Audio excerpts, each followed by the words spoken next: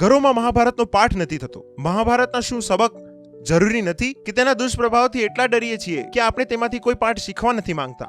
અનોખું છે ભારત. છે દુનિયામાં કોઈ દેશ જેણે માર ખાધો? ગણો જરા. યુરોપમાં કોઈ એવો દેશ છે મોટા દેશોમાં જેમણે ભારતને નથી માર્યો? અંગ્રેજ, પોર્તુગાલી, ફ્રાન્સિસ, ડચ, હિટલર જીતી જાત તો જર્મન પણ આવત. જાપાનીઓ તો આવવા માટે તૈયાર જ હતા. અરબ, તુર્ક, મંગોલ, અફઘાની. કારણ એ છે કે મહાભારત ન હોવી જોઈએ ને ઘરમાં. દુનિયામાં કોઈ એવા લોકો છે જેણે કહી રાખેલું છે કે આપણા ગ્રંથને ઘરમાં રાખવું અશુભ છે. આટલી ખતરનાક વાત છે, વિચાર કરો.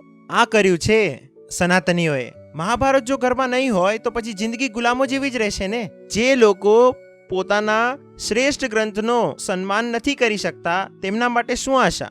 આજે આ કામ ગીતા સાથે કર્યું છે, આ જ કામ ઉપનિષદો સાથે કર્યું છે, જે અમારા ઊંચામાં ઊંચા ગ્રંથ છે, લોકપ્રિય બની જ નથી શક્યા. ચાલે છે શું? કોઈ પોતાને હિન્દુ કહે છે તો શું ચાલે છે? કિસ્સાઓ, કહાનીઓ, એ જ પૌરાણિક કથાઓ, બસ એક પછી એક કહાનીઓ.